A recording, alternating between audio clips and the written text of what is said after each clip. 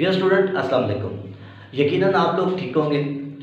तो आज के लेक्चर को हम लेके मज़ीद आगे एक्सटेंड करते हैं। ये हम सेकंड ईयर का अब जो है चैप्टर नंबर 16 शुरू किया हुआ है, जिसे हम नाम देते हैं स्पोर्ट एंड मूवमेंट का नाम देते हैं। लास्ट लेक्चर के अंदर हमने जो है मूवमेंट्स इन प्लांट्स पढ़ा और उसको हमने डिस्कस किया। इस लेक्चर के अंदर हम डिस्कस करेंगे मूवमेंट्स इन एनिमल्स।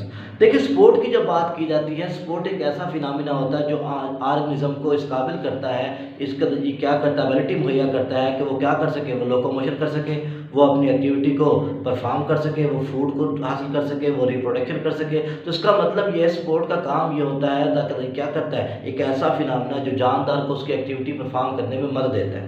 अब स्पोर्ट के अंदर जब हम बात करते हैं तो हमारे पास फिर एक लफ्ज़ आता है, वो होता है टर्म, वो होते हैं स्केलेटन।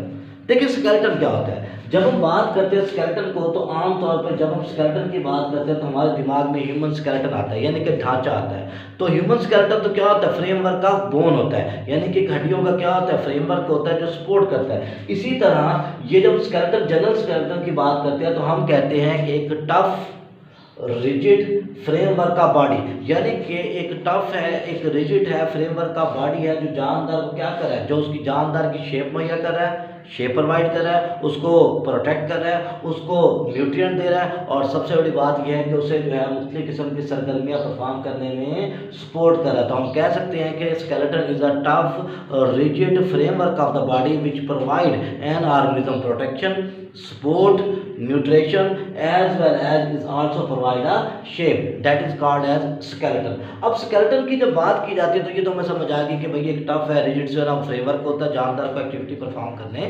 देता है। अब इसकी होती है टाइप्स। टाइप्स है इसकी on the basis of its location, on the basis of its function. तो टाइप्स की जब बात की जाती है तो बेसिकली जो है इसकी टाइप्स है, वो टाइप्स है कितनी, वो हमारे पास टाइप्स हैं, वो हैं 3 किस्म की टाइप्स। पहली टाइप मौजूद होती है, इसे कहते हैं हाइड्रोस्टैटिक स्केलेटन।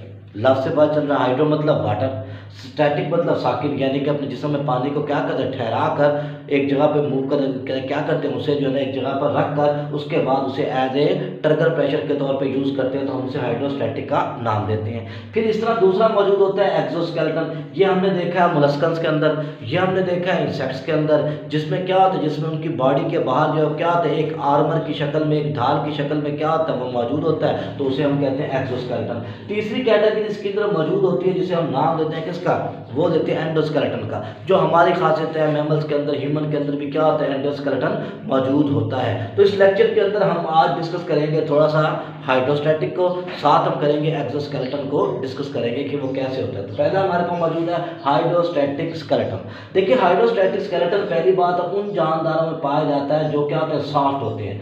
तो इसकी हम डेफिनेशन क्या करेंगे, हम इसकी हाइड्रोस्टैटिक स्केलेटन की डेफिनेशन करेंगे, mechanical support which is provided by the fluid under pressure.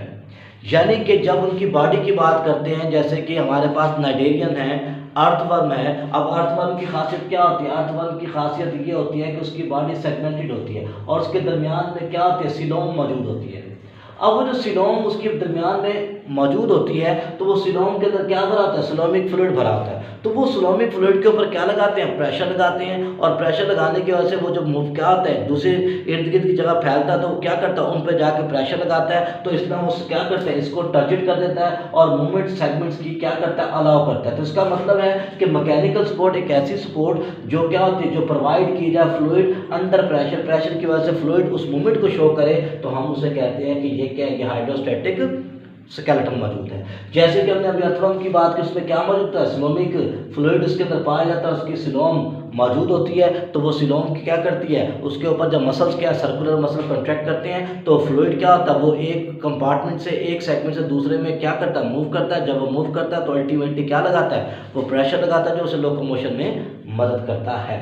अब इसकी एग्जांपल हमारे पास कॉमन क्या है, पहली बात मैंने जैसे बताया, हाइड्रोस्टैटिक स्केलेटन सॉफ्ट बॉडीज के अंदर पाया जाता है। इसका मतलब ये इन्वर्टिब्रेट के अंदर ये मौजूद होता है, जैसे कि नाइडेरियंस हो गए, जैसे कि एनालिड्स वगैरह हो गए, ठीक है, अर्थवर्म वगैरह हो गए, उनके अंदर क्या होता है, ये मौजूद होता है। अब इसे समझने के लिए हम समझते हैं द मूवमेंट्स क्या होता है, ये hydrostatic skeleton of C anemone. अब देखिए, सी एनीमोन को समझते हैं, जरा आप तवज्जो दीजिए ताकि आपको वो समझ आ जाए कि सी एनीमोन्स के अंदर जो है वो कैसे होता है और किस तरह जो है वो हाइड्रोस्टैटिक स्केलेटन होता है। सी एनीमोन्स की खासियत ये होती है कि सी एनीमोन के ऊपर जो है वो टेंटिकल्स मौजूद होते हैं माउथ वाली साइड पर, और ये इसकी ओपनिंग होती है माउथ। सी वाटर जो है समंदर का पानी हर वक्त इसके अंदर क्या होता है वो मौजूद होता है। अब इसने जब मूव कर रहा था अपने टेंटिकल के अंदर, हाइड्रोस्टैटिक स्केलेटन क्या करता है, प्रेशर की वजह से इसने अपने टेंटिकल्स को मूव करना होता है, तो ये क्या करता है, ये अपने माउथ को क्लोज करता है। पहली बात, ये अपने माउथ को क्लोज करेगा, वाटर उसके अंदर पहले से मौजूद है, सी वाटर। फिर इसकी बॉडी के अंदर मौजूद होते हैं सर्कुलर मसल्स। अब वो जो सर्कुलर मसल मौजूद होते हैं, जो क्या होते हैं, जो एक सर्कल से यानी कि एक इसके डायमीटर दूसरे डायमीटर तक क्या होते हैं, इस तरह फैले होते हैं। ये सर्कुलर मसल जो कंट्रैक्ट करते हैं। जब ये सर्कुलर मसल कंट्रैक्ट करते हैं तो वो पानी जो इसके अंदर मौजूद है उस पर फोर्स लगने की वजह से वो पानी टेंटिकल्स और बॉडी को क्या करता है, अपराइट मूव भी करता है, और टेंटिकल्स की मूवमेंट्स के अंदर भी क्या करता है, वो अहम रोल अदा करता है। तो इसका मतलब पहला जो हमारे पास नमूना माउथ को क्लोज करेगा, सर्कुलर मसल्स क्या करेंगे, वाटर के अंदर जो उसके अंदर मौजूद है उसके ऊपर प्रेशर लगाएंगे, और उस प्रेशर की वजह से क्या होगा, उस प्रेशर की वजह से अपराइट मूवमेंट को शो करेगा। ठीक है, ये सर्कुलर मसल अपराइट मूवमेंट और टेंटिकल्स मूव करेंगे। तो बेसिकली इस तरह जो है वो एक्सोस्केलेटन जो है वो काम करता है। फिर उसके बाद दूसरा हमारे पास जो आता है वो कौन सा आता है, वो आता है हमारे पास एक्सोस्केलेटन। ये हाइड्रोस्टैटिक स्केलेटन था, अब हम एक्सोस्केलेटन की बात करते हैं। लफ्ज एक्सो का मतलब हमें मालूम है, एक्सो का मतलब होता है आउटसाइड, यानी कि ये एक आर्मर की शक्ल का होता है, जिसमें क्या होता है जो बाहर की तरफ पाया जाता है, और मसल्स वगैरह क्या होते हैं इसमें जो है बाहर की तरफ चिपके होते हैं। जैसे स्नेल को देख लें आप, अब स्नेल को देख लें या मोलस्कस को देख लें, तो उसमें क्या होता है, उसमें इस तरह का जो है वो मौजूद होता है। अब इसकी जब डेफिनेशन करेंगे तो हम क्या करेंगे इसे डिफाइन, हम कहेंगे एक्सटर्नल मैकेनिकल, ठीक है ना, सपोर्ट या external mechanical framework of the body. तो ये एक्सटर्नल है, मैकेनिकल है, फ्रेमवर्क क्या है, ये बॉडी क्या है जो क्या कर रहा है, जो सपोर्ट कर रहा है, मूवमेंट कर रहा है, जो सपोर्ट और मूवमेंट में क्या करता है, मदद देता है, हम उसे कहते हैं ये एक्सोस्केलेटन। तो एक्सटर्नल मैकेनिकल, ठीक है ना, framework of the body which provide support and, ठीक है, allow the organism to perform its movement. अब इसके कुछ कैरेक्टरिस्टिक होते हैं एक्सोस्केलेटन के। पहली बात ये है कि ये क्या होता है, ये आउटर होता है, और ये आउटर होने के बाद दूसरा क्या होता है, ये हार्ड होता है।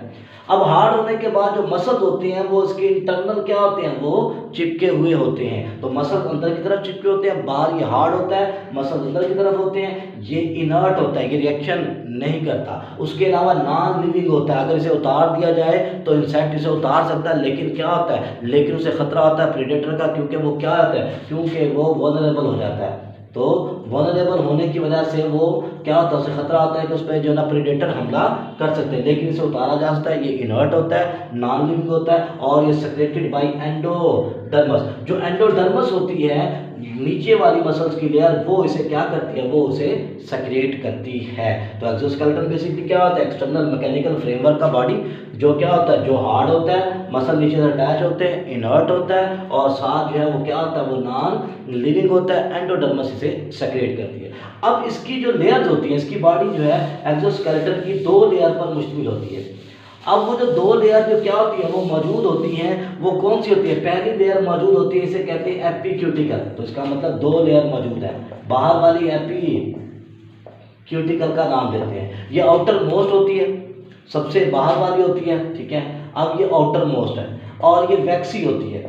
अब ये वैक्सी होती है, इस पर लाइपोप्रोटीन मौजूद होता है।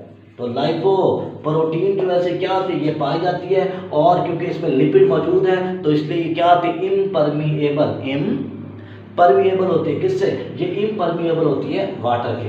फिर इसके बाद क्या होता है, इस आउटर एपीक्यूटिकल के नीचे क्या होता है, बल्क मौजूद होता है, बहुत ज़्यादा क्या होता है मिकदार में दूसरी लेयर मौजूद होती है, जिसे नाम देते हैं प्रोक्यूटिकल। तो इसका मतलब एपीक्यूटिकल, और इसके नीचे मौजूद होती है प्रोक्यूटिकल मौजूद होती है। अब प्रोक्यूटिकल क्या होती है, बिलो द एपीक्यूटिकल पाई जाती है। हार्डन बाय द क्या होता है, ये कैल्शियम कार्बोनेट की वजह से क्या होती है, हार्डन हो जाती है। तो ये इसमें क्या होती है, मौजूद होती है। अब देखिए होता है कि एक्सोस्केलेटन के जहाँ फायदे हैं वहाँ थोड़ा सा नुकसान भी है, तो हम थोड़ा सा इसके डिसएडवांटेज पढ़ लेते हैं। तो पहला डिसएडवांटेज क्या होता है, ये रिजिड होता है।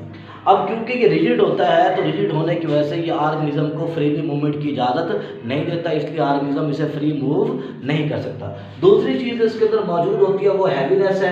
ये वजनी होता है। इस वजनी होने की वजह से भी it is difficult to carry, जानदार इसे क्या करता है, कैरी नहीं कर पाता, उठाने में मसला होता है, उसकी एनर्जी बहुत ज़्यादा इस पर खार्ज होती है। और तीसरी बात ये होती है कि ये क्या करता है, ये हिंड्रेंस होता है, ये रुकावट पैदा करता है ग्रोथ के अंदर, ये रुकावट पैदा करता है, ठीक है, ताकि ग्रोथ जो है मुकम्मल तौर पे सीज नहीं करते, रुक जाती है। जब इसने ग्रोथ करनी होती है तो इसे अपना जो है वो एक्सोस्केलेटन जो है वो गिराना पड़ता है या उसे उतारना पड़ता है। अब हम इसे डिस्कस करते हैं, तो किसको हम डिस्कस करते हैं थोड़ा सा एक्सोस्केलेटन इन मोलस्कस। देखिए जब बात की जाती है मोलस्कस की,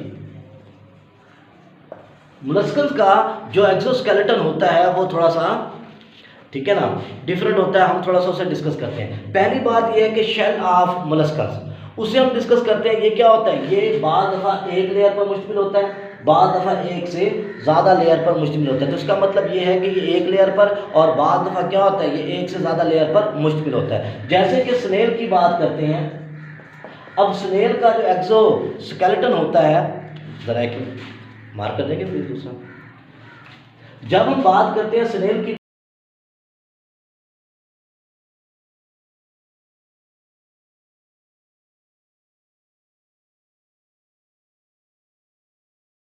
वो कैल्शियम कार्बोनेट का बना होता है, ठीक है। ये कैल्शियम कार्बोनेट का क्या होता है, स्नेल का जो ये पाया जाता है। अब वो स्नेल जो लैंड पे पाए जाते हैं उनका जो स्केलेटन होता है वो क्या होता है, वो हल्का होता है। लेकिन वो स्नेल जो एक्योटिक होते हैं उनका जो एक्सोस्केलेटन होता है, मोलस्कस की बात करें हम तो उनका जो एक्सोस्केलेटन होता है वो क्या होता है, वो हैवी होता है। इसका मतलब जो लैंड के ऊपर पाए जाते हैं उनका एक्सोस्केलेटन क्या है, वो थोड़ा सा हल्का है, और जो क्या होते हैं समुद्र में या पानी में पाए जाते हैं उनका जो एक्सोस्केलेटन है वो क्या होता है, वो हैवी होता है। अब इसके बाद क्या होता है, इसके बाद जब हम मजीद स्नेल को देखते हैं, फ़र्ज़ करें कि ये हमारे पास स्नेल मौजूद है, जब हम स्नेल को देखते हैं तो इनके ऊपर क्या मौजूद होते हैं, इनके ऊपर ग्रोथ रिंग मौजूद होते हैं।